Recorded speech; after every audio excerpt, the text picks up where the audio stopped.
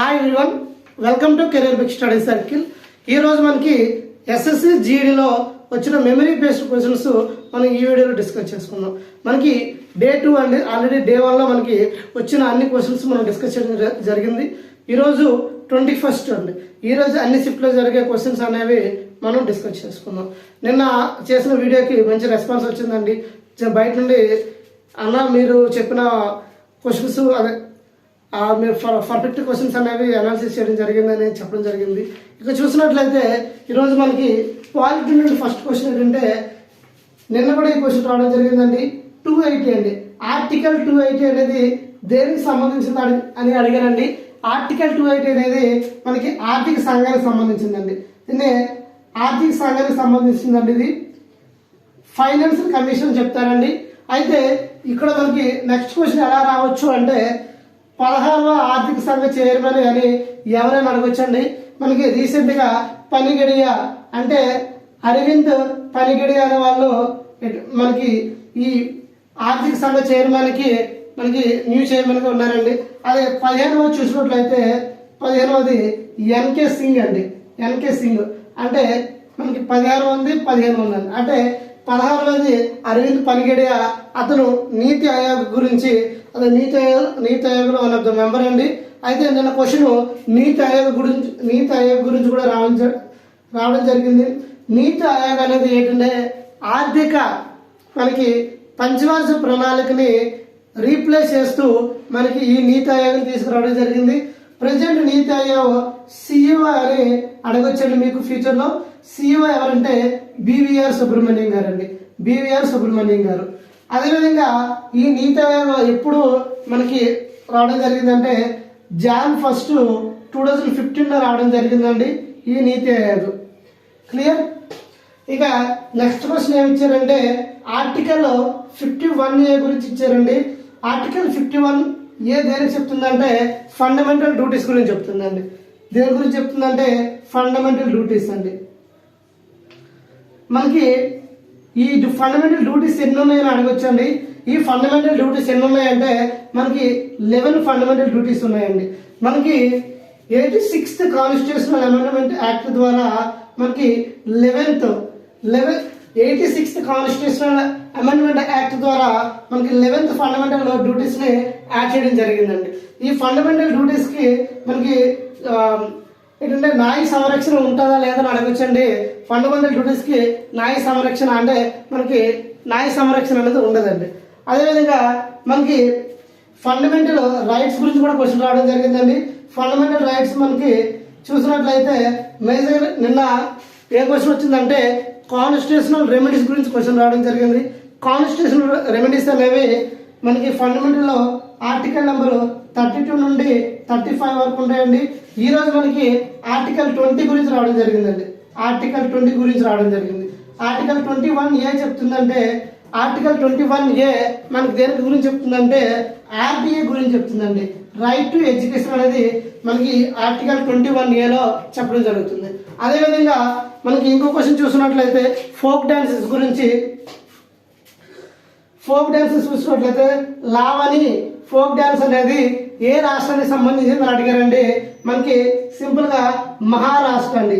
Lavani folk dance అనేది దేనికి సంబంధించింది అంటే మహారాష్ట్రకి. ఇక నెక్స్ట్ భారతరత్న గురించి ఇవ్వడం జరిగిందండి. భారతరత్న అవార్డ్స్. ఈ భారతరత్న అవార్డులో ఎప్పుడు స్టార్ట్ చేశారంటే మనకి 1954లో స్టార్ట్ చేయడం జరిగిందండి. 54 January 2 స్టార్ట్ చేయడం జరిగింది. అయితే మనకి ఈ సంవత్సరం అనేది భారతరత్న ఎవరికి ఇచ్చారంటే మనకి కర్పూర్ ఠాకూర్కి ఇచ్చారండి. కర్పూర్ ఠాకూర్ ఇతను ఏంటంటే బీహార్కి సంబంధించిన వారండి. బీహార్. అదేవిధంగా ఎల్కే అద్వానీ గారికి ఇచ్చారండి. ఎల్కే అద్వానీ గారికి. ఈ ఎల్కే అద్వానీ మనకి బీజేపీలో వన్ ఆఫ్ ద మెంబర్ అండి. తర్వాత మనకి పివి నరసింహరావు గారికి ఇవ్వడం జరిగింది. అదేవిధంగా హరిత విప్లవ పితామహుడైన మనకి ఎంఎస్ స్వామినాథన్ కూడా ఇవ్వడం జరిగింది. పివి నరసింహరావు అండి, నెక్స్ట్ ఎంఎస్ స్వామినాథన్ అండి. ఇక చూసినట్లయితే మనకి ఈ ఎంఎస్ స్వామినాథన్ ఈరోజు బిట్ ఏమొచ్చిందంటే గ్రీన్ రెవల్యూషన్ ఆల్సో కాల్ అని ఇవ్వడం జరిగిందండి. గ్రీన్ రెవల్యూషన్ ని మనం ఏ రెవల్యూషన్ గా పిలుస్తామంటే green revolution also called wheat revolution అంటారండి. అంటే మనకి గోధుమ. ఎందుకు ఈ గ్రీన్ రెవల్యూషన్ ని వీట్ రెవల్యూషన్ అని అంటారంటే మనకి ఈ గ్రీన్ రెవల్యూషన్ తీసుకువచ్చినప్పుడు ఎక్కువగా ఏ పంటలో మనకి ఎక్కువ దిగుబడి వచ్చిందంటే మనకి గోధుమ పంటలోనే ఎక్కువ దిగుబడులు రావడం జరిగిందండి. ఈ గ్రీన్ రెవల్యూషన్ లో ఎక్కువగా మనకి గోధుమలోనే విపరీతమైన మార్పులు రావడం జరిగింది. అందువల్లే ఈ green revolution also called wheat revolution అంటారండి.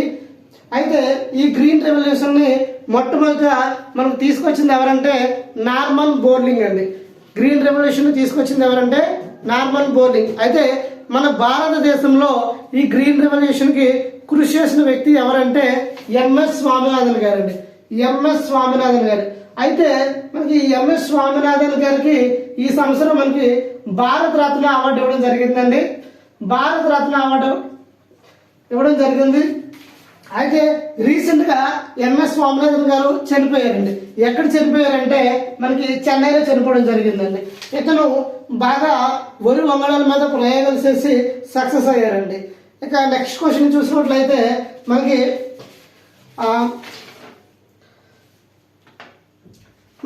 ఇంకో క్వశ్చన్ ఏంటంటే పిఎంజేడివై అండి, ప్రధానమంత్రి జనధన యోజన. మనకి ప్రధానమంత్రి జనధన యోజన ఎప్పుడు స్టార్ట్ చేశారంటే 2014 ఆగస్టు 28వ తేదీన ఈ పిఎంజేడివై ప్రధానమంత్రి జనధన యోజన పథకాన్ని స్టార్ట్ చేయడం జరిగింది. ఈ డేట్ కూడా అడుగుతున్నారండి. నెక్స్ట్ ఈ క్వశ్చన్ నిన్న కూడా రిపీట్ అవ్వడం జరిగింది.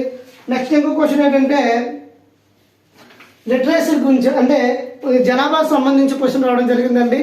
ఇక్కడ చూసినట్లయితే హైయెస్ట్ లిటరేచర్ అండి. హైయెస్ట్ లిటరేచర్ ఏ స్టేట్ లో ఉందంటే మనకి కేరళ అండి. హైయెస్ట్ లిటరేచర్ కేరళ, తర్వాత మిజోరం అండి. కేరళ, మిజోరం. నెక్స్ట్ లోయెస్ట్ అండి. లోయెస్ట్ లిటరసీ రేట్ చూసినట్లయితే మనకి ఎక్కడ ఉందంటే బీహార్ లో ఉందండి. ఇంకా మనకి యూటీ గురించి అడుగుతున్నాడండి. హైయెస్ట్ మనకి ఎక్కడ ఉంటుందంటే లక్షద్వీప్ లో ఉంటుందండి. మనకి హైయెస్ట్ లిటరసీ రేట్ అనేది మనకి లక్షద్వీప్ లో ఉందండి. అదేవిధంగా లోయెస్ట్ చూసినట్లయితే మనకి ఎక్కడ ఉందంటే దాద్రా నగర్ హవేలీ అండి. దాద్రా నగర్ హవేలీ అండి. మనకి 2021లో మనకి జనాభా కౌంటింగ్ అవ్వాలి, కానీ మనకి కోవిడ్ వల్ల కౌంటింగ్ అయితే అవ్వలేదండి. ఇక నెక్స్ట్ క్వశ్చన్ చూసినట్లయితే సరోజిని నాయుడు గురించి ఇవ్వడం జరిగిందండి. సరోజిని నాయుడు గారు. ఈ సరోజిని నాయుడు గారు మనకి 1925లో ఐఎన్ఎస్ అంటే ఇండియన్ నేషనల్ కాంగ్రెస్ కి మొట్టమొదటి భారతీయ మహిళ. ఇక్కడ మీకు క్వశ్చన్ 2 రకాలుగా అడుగుతారండి. ఐఎన్ఎస్కి ఇండియన్ నేషనల్ కాంగ్రెస్ కి మొట్టమొదటి మహిళా అధ్యక్షురాలు ఎవరు అని అడుగుతారు. అప్పుడు మనకి అనీప్ సెంటి గారు చెప్పాలండి.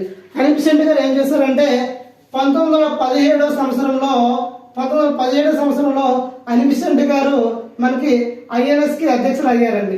ఇక్కడ క్వశ్చన్ ఏం అడిగారండి ఈరోజు, 1925వ సంవత్సరంలో మొట్టమొదటి భారతీయ మహిళ ఎవరు? ఇండియన్ నేషనల్ కాంగ్రెస్ కి అధ్యక్ష వహించిన మొట్టమొదటి భారతీయ మహిళ ఎవరంటే సరోజిని నాయుడు గారండి. మనకి 1925లో. అదేవిధంగా మా ఐఎన్ఎస్ కి అధ్యక్ష వహించిన మొట్టమొదటి మహిళ ఎవరంటే అనీప్ సెంటి గారు. నిన్న ఇంకో క్వశ్చన్ రావడం జరిగింది.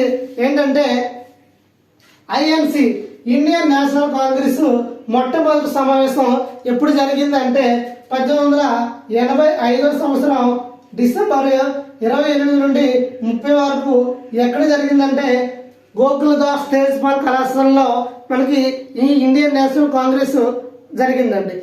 ఇందుకే ఈ ఫస్ట్ కాంగ్రెస్ ఈ సమావేశానికి ఎంతమంది వచ్చారంటే 72 మంది రావడం జరిగింది. ఈ ఐఎన్సీకి అధ్యక్షుడు ఎవరంటే డబ్ల్యూసి బెనర్జీ గారండి. ఈ ఇండియన్ నేషనల్ కాంగ్రెస్ ఎవరు స్టార్ట్ చేశారంటే AO Hume and WC Banerjee అండి. మొట్టమొదటి అధ్యక్షుడు ఎవరంటే మనకి డబ్ల్యూసి బెనర్జీ గారు. ఇక చూసినట్లయితే నెక్స్ట్ మనకి సర్వీస్ ట్యాక్స్ ఇంట్రడ్యూస్ అడుగుతున్నారండి. ఈ సర్వీస్ ట్యాక్స్ ని ఎప్పుడు ఇంట్రడ్యూస్ చేశారంటే మనకి 1994 నుండి 94-95 పీరియడ్ లో మనకి ఈ సర్వీస్ ట్యాక్స్ ని ఇంట్రడ్యూస్ చేయడం జరిగిందండి. ఇంకో క్వశ్చన్ ఏమంటే మనకి అరసవర్ధన కింగ్డమ్ గురించి క్వశ్చన్ అడగడం జరిగిందండి. నెక్స్ట్ క్వశ్చన్ ఇంకేం అడిగారంటే దిలీప్ టోపీ అనేది ఏ క్రీడాకారికి సంబంధించింది అంటే మనకి క్రికెట్ అండి. నిన్న క్వశ్చన్ రావడం జరిగిందండి. రంగస్వామి ట్రోఫీ ఏ క్రీడకి సంబంధించిందంటే హాకీ అండి. దిలీప్ ట్రోఫీ అనేది ఏ క్రీడకి సంబంధించిందంటే క్రికెట్ అండి. నెక్స్ట్ ఇంకో క్వశ్చన్ చూసినట్లయితే మనకి ప్రెజలిస్ట్ అనేది ఏ క్రీడలో కనిపిస్తుందంటే ప్రెజలిస్ట్ అనేది వర్డ్ అనేది మనకి బాక్సింగ్ లో కనిపిస్తుందండి. బాక్సింగ్ లో ఈరోజు ఇవ్వడం జరిగింది boxing. Next highest dance award ఏదని అడుగుతున్నారండి. హైయెస్ట్ డ్యాన్స్ అవార్డు కేంద్ర సాహిత్యం అకాడమీ ఇచ్చే అవార్డే హైయెస్ట్ డ్యాన్స్ అవార్డు అండి. మనకి రీసెంట్గా నిన్నగా జ్ఞానపీఠ అవార్డులు అనేవి ఇంట్రడ్యూస్ చేయడం జరిగింది. 2023 సంవత్సరానికి గాను జ్ఞానపీఠ అవార్డు అనేది ఇద్దరు రావడం జరిగింది. ఒకటి దులుప్ గారికి, ఒకటి గుల్జర్ గారికి అండి. గుల్జర్కి తర్వాత మనకి ఇంకో పర్సన్ రామ్ భద్రాచార్య గారికి, ఈ ఇద్దరికి రావడం జరిగిందండి. ఇంకా మనకు అరుణాచల్ ప్రదేశ్ యొక్క ఫెస్టివల్ చూసినట్లయితే తవాంగ్, సోలాంగ్, లోసార్, మన్నో, టోర్క్, పక్కపాగో, హర్నిబల్ ఇవన్నీ కూడాను మనకు అరుణాచల్ ప్రదేశ్ యొక్క ఫెస్టివల్స్ అండి. నెక్స్ట్ ఇంకా ఏమి ఇచ్చారంటే మనకి సహనాయిలో బాగా ఫేమస్ పర్సన్ ఎవరైనా అడిగారండి, ఉస్తాద్ బిస్మాల్ ఖాన్ అండి. తర్వాత సితార్లో చూసినట్లయితే పండిట్ రవిశంకర్ గారండి. ఇది ఓవరాల్గా మనకి ఈరోజు వచ్చిన క్వశ్చన్స్ అండి. ఈ ఎక్స్ప్లెనేషన్ నచ్చినట్లయితే లైక్ చేయండి, షేర్ చేయండి, సబ్స్క్రైబ్ చేసుకోండి. Thank you all. జై హింద్.